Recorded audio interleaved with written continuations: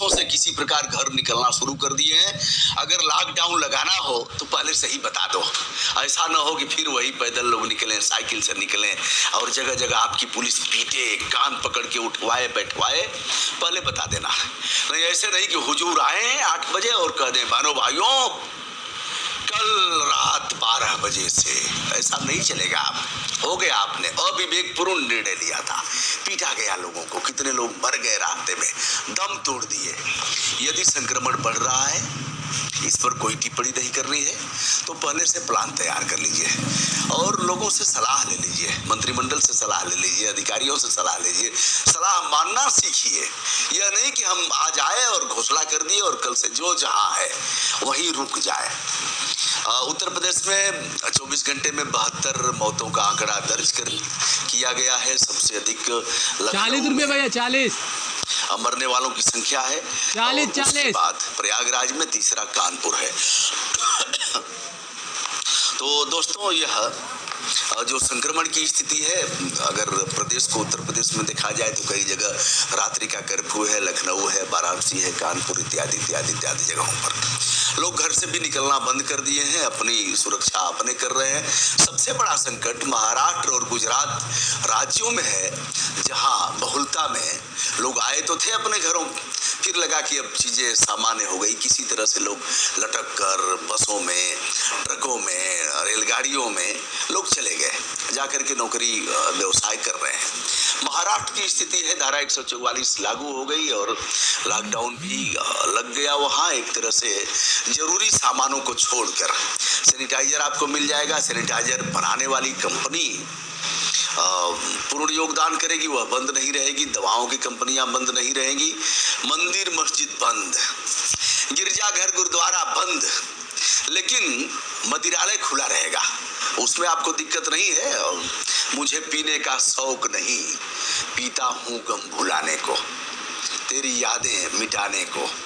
तो भैया दारू पिलाएंगे, जिसकी भी सरकार हो, या पिलाएंगे दारू, और दारू की दुकानें खुली रहेंगी, बदस्तूर जारी रहेगा, गांव गांव में खुलवा देंगे। आप आवेदन कर दीजिए, आपके गांव में दारू की दुकान खुल जाएगी।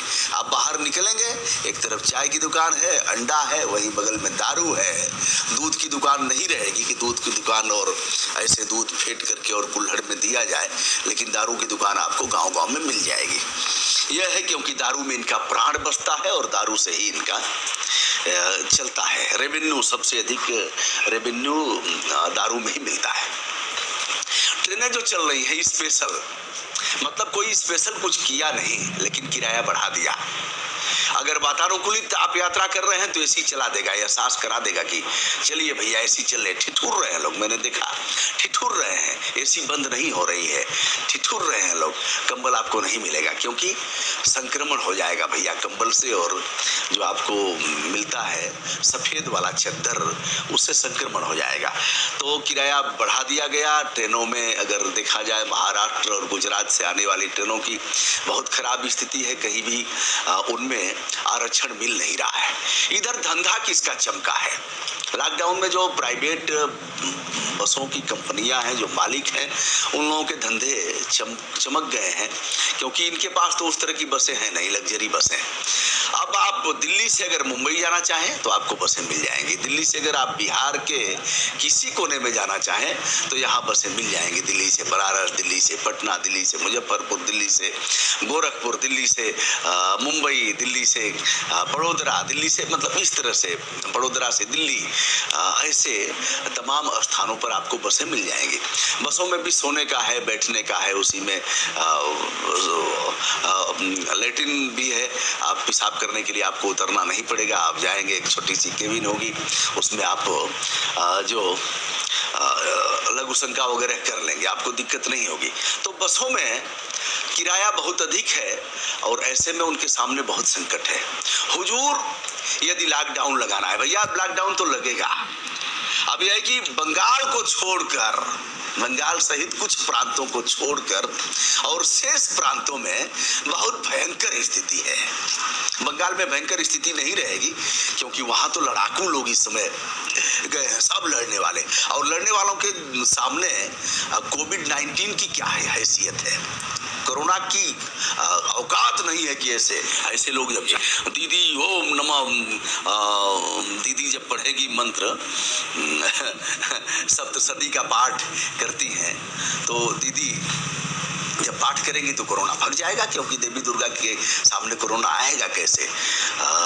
तो और जब हुजूर जाएंगे बानो भाइयों का करके ओ दीदी, जब वो दीदी कहेंगे पता नहीं क्या है इन लोगों को, क्या है ऐसा आचरण तो गांव स्तर पर भी लोग नहीं करते हैं। जिस तरह का आचरण ये लोग करते हैं, किसी एक को नहीं मैं कहूँगा, किसी एक को नहीं कहूँगा, चिलम वाले बाबा और टोटी चोर, ये सब कोई तरीका है क्या? पहले भी दोहराया हूँ और आज भी खुल करके दोहरा रहा हूँ कि ऐसे विचार और ऐसे संप्रेषण की आवश्यकता आपसे नहीं की जा सकती जिस तरह से आप कर रहे हैं। भैया पगलाए हैं लोग, पगला करके लोग कह रहे हैं कि हमारा तो यही रहेगा जो कहेगा। कल भी कुछ लोगों के साथ में बैठा था, मैं देख रहा था किस तरह से परिभाषा लोग दे रहे थे और किस तरह से कह रहे थे। तो उनका वीडियो तो हमारा नहीं डालेंगे, किया था उन लोगों ने, हमारा एक साक्षात्कार लिया था, कहा अफगानिस्तान में, पाकिस्तान में, बांग्लादेश में हमारी क्या स्थिति हुई है, इस देश में क्या स्थिति है। हमने कहा पीट के भगा दो, मारो और पीट के अरे भैया हमारे दादा उस समय जमींदार थे, दादा के दादा, और फेंकू भैया हलवाए थे।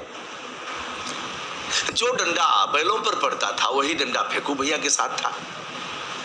तो अब भैया फेंकू भैया के लोग बरसाएं डंडा, इधर भी बरसाएं और कहें कि भैया हमारे दादा के साथ इन लोगों ने बर्बर व्यवहार किया। अरे भैया जो हुआ सो हुआ, हमने तो नहीं किया, जो किए वो अभी नहीं रहे, जिनके साथ हुआ वो अभी नहीं रहे। अब कानून का राज है, अब किसी की औकात नहीं है जो ऐसे कर सके। अगर करेगा तो उसके साथ भी कानून का डंडा चलेगा, आगे नहीं तो पीछे चलेगा।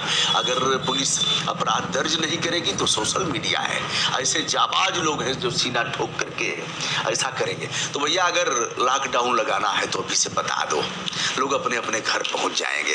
रात को 8 बजे मत आना और आकर के बताना कि बहनों भाइयों घंटा बजेगा और यह होगा, और कल रात 12 बजे से किसी भी तरह इसको शुभ नहीं कहा जा सकता।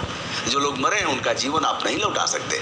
लोग अपने अपने घर चले जाएंगे, नून रोटी खाएंगे, जिंदगी सब वही बिताएंगे। खेसारी लाल यादव सब वही के डर से हुए हैं फरार, अब छपरा लौट के न जाएंगे, ऐसे करके तो सब वही के डर से हुए हैं फरार और हबड़ा में रह जाएंगे। हबड़ा में तो अब कोरोना है नहीं, तो हबड़ा में रह जाएंगे, छपरा कब ना आएंगे। ठीक है, तो ऐसे भैया पहले से ही बता दीजिए तमाम मुख्यमंत्रियों से। दिल्ली के मुख्यमंत्री अकॉर्डिंग टू अरविंद केजरीवाल, इन्होंने यह कहा कि हमारी मंशा कदापि नहीं है कि हम लॉकडाउन लगाएं, किंतु यदि हमारे हॉस्पिटल उनकी क्षमता जवाब दे जाएगी, हमारे हॉस्पिटल में जगह नहीं होगी, बेड हमारे कम पड़ जाएंगे, तो हम लॉकडाउन लगा देंगे, लोगों को घर से निकलना बंद कर देंगे। आज भी जगह जगह मास्क नहीं है, अगर यहाँ लगाए हैं तो भी चालान काटा जाएगा। ठीक है, अपनी सुरक्षा में भी नहीं लगाता हूँ, बहुत बार नहीं लगाता हूँ। अब बोलना होता है तो ऐसे मास्क मान लीजिए लगा दिया, चलिए बता रहा हूँ, ऐसे मान लीजिए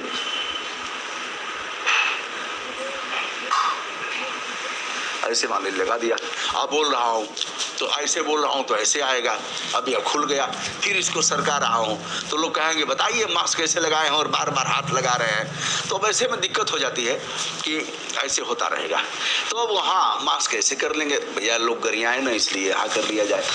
और अगर आपके पास देखिए कोई दवा ववा कुछ नहीं, अब कहीं इलाज नहीं हो रहा है, आपको अगर कोई बीमारी हो जाएगी ना तो पहले कोरोना का टेस्ट होगा, तब आप भर्ती किए जाएंगे, चाहे प्राइवेट हो चाहे सरकारी।